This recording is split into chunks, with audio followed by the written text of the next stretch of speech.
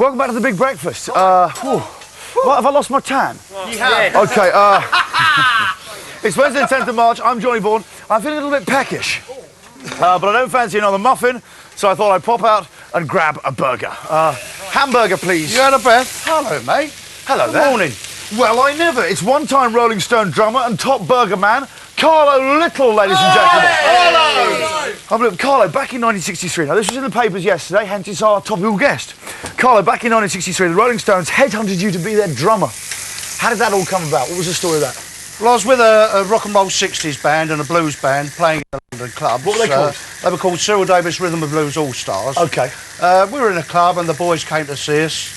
They liked what they saw, obviously, kept coming back for a few times, and they said, will you help us out with some gigs? We need a drummer. I said, well, yeah, fine, OK. I haven't got too much going. Help them out with a few gigs. They asked me to stay. By then, I said, well, I don't think I can stay. You're only a semi-pro band. I need to earn a living. I'm a professional musician on the road.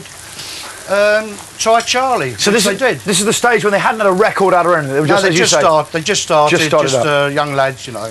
Now, you actually introduced, I know, your replacement, effectively, which was Charlie Watts. Yeah, he was a friend of ours, a so-called friend anyway, of a friend of mine. I said, give Charlie a ring, you know, I'm sure he'd be interested and fit in, which he did, obviously, and I've got no regrets at all about it, you know, good luck to them. I mean, they're a great bunch of lads, they're British, they're good songwriters, biggest band in the world. What else can you say? Good luck. Did you never, I mean, I don't want to, you know, go hammer this home, but do you never wish at all that perhaps that might have been a bad call in your life? Sometimes you can't help thinking, well, yeah, I wouldn't mind some of the money, you know, but I'm quite happy as I am. I've got not even the money, Carlo. You know, the experience of being a Stone. You know, I mean, that's why they carry on gigging, isn't it? It's not just for cash, it's because they actually love rocking and rolling. Of course, yeah. Yeah, I suppose I wouldn't mind that part of it as well. I mean, it is playing, Girls on the road. It's not so much that, it's playing, and that is the reason why they're still doing the big stadiums like that. It's playing. Because they've got the And enthusiasm that's all they've got, you know. Yeah. I mean, Charlie and the lads, they can't even go out because, you know, that's part of their lifestyle. That's true, actually. They lose their anonymity. There isn't a place on earth they can go and have a chat with just normal punters. I mean, have you kept in touch with any of the boys? Well, last year a film company took me out to France to see the lads who were playing in the Stade where they played the World Cup.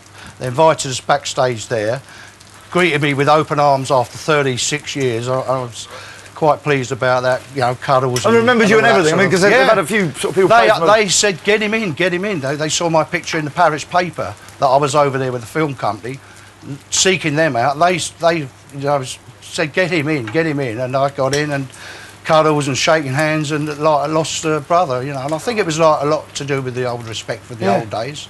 Then they invited us to Mick Jagger's party. It was his birthday that night. Back to the hotel, and that was a great night, and I won't forget it. It was a really great weekend. And that is coming out on another channel tonight at 11:30. Oh, there! He has transgressed the unwritten law. I will cover him. OK, there we go. So, do you ever... Pete Best is what I want to talk to you about. I was going to go to another question, but Pete Best, I know you still see him occasionally, don't you? Pete Best, I met 3 weeks ago for the first time. Beatles drummer. Similar situation, except I think he got the sack from the Beatles, which is a shame because he's a good drummer. Yeah. I left the Rolling Stones of my own accord, obviously. Yeah. But we had a curry together about 3 weeks ago at my local Wembley Tandoori. And we sat there, had a few drinks, chatted about this, swapped ideas. And you have this stall that goes to Wembley, doesn't it? Yeah, this is one of my burger bars. I've got two. This is a small one. I'm at Wembley Stadium Market every Sunday.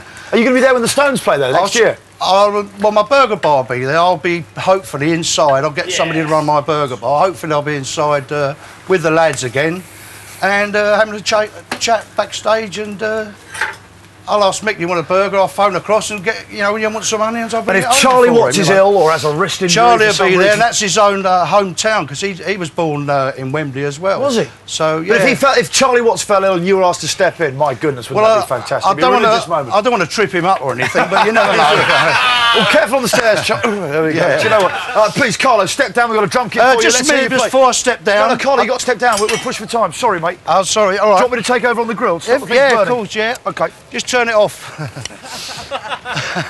OK, don't burn the sausages. OK, this one's for Caris, my granddaughter. Yeah, right, nice one.